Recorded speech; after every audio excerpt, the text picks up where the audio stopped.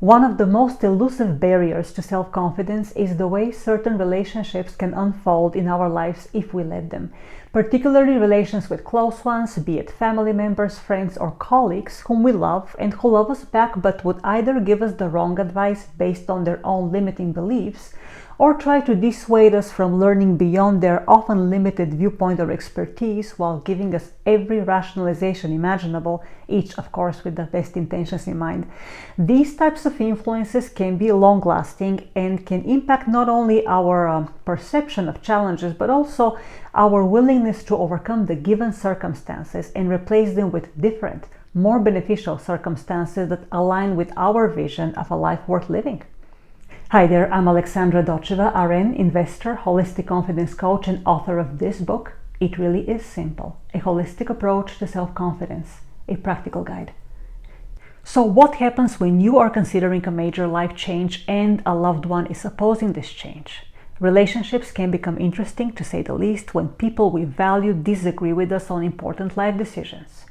It's one thing when a loved one is openly against your decision and expressing their opposition or even actively sabotaging your efforts.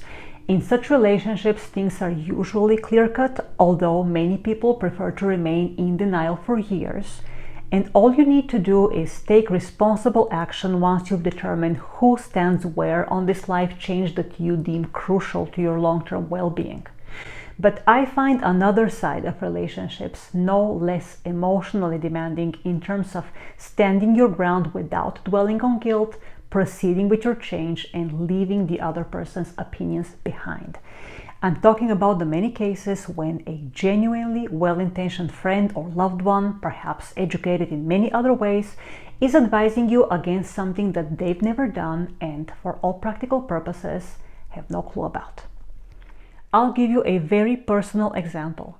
3 of the most empowering decisions in my life were outside not only of my comfort zone, but also outside of my loved ones' comfort zones.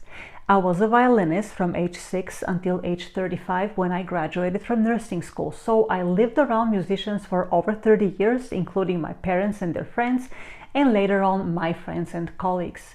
I did have some non-musician friends as well, but those were a small handful in comparison.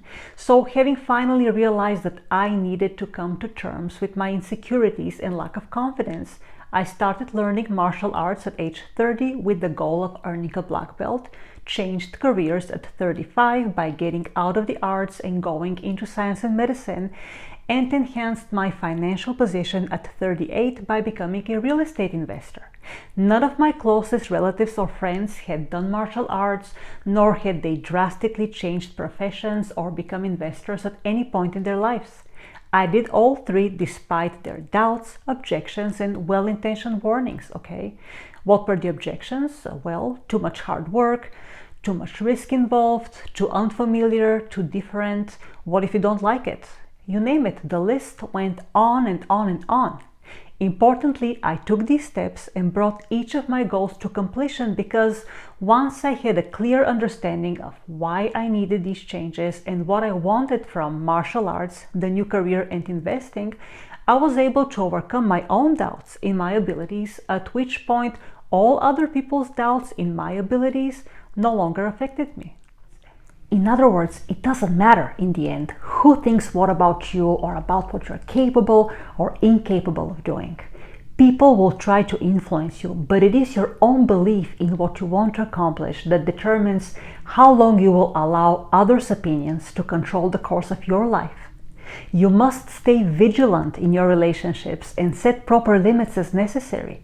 Note that I am not even discussing resistance from people who don't have your best interest in mind. These are easier to spot and not trust.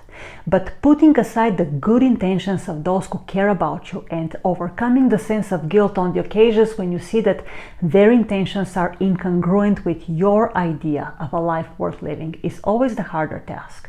That's where many give up early on and continue with the status quo, leaving their dreams unexplored. On a side note, for those not yet sure about their personal motivation level, I would like to remind you that while it's true that the people closest to us can be the worst influences in our lives, it is fair to acknowledge that they're also the ones easiest to blame and use as excuse for our own procrastination, our own lack of planning, our own lack of discipline, and our own lack of motivation. It takes a great deal of courage and integrity to figure out when to hold your relatives or friends accountable and when to step up and recognize that your blaming of these people for your lack of success is merely a form of justification for your inaction on your dreams. So wake up, grow up, take responsibility, and take action.